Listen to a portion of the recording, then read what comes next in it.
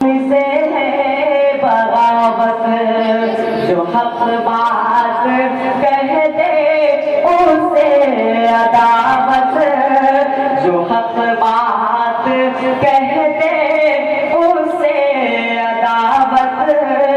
अजब दौर हद से क्यों टकरा रहा है, अरे मोमिनो तुम कहाँ सो गए हो, खुदा का ये कुरान उठा जा रहा है।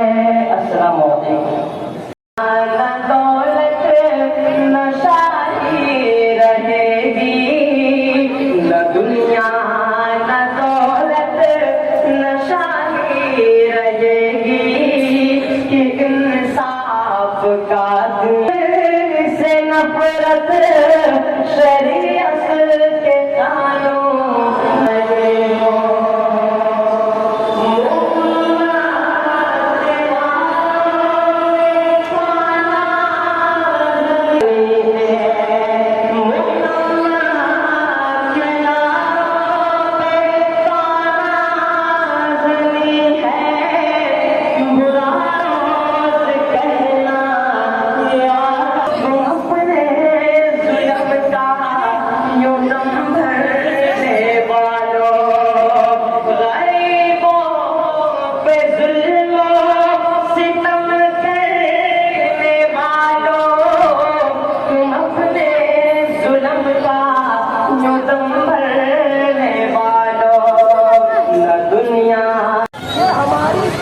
जरूरत है हमारी मांग की। अल्लाह तबारक व तआला ने इस्लामी शरीयत के लिहाज से, दीन के जरिए से हमारी वो जरूरत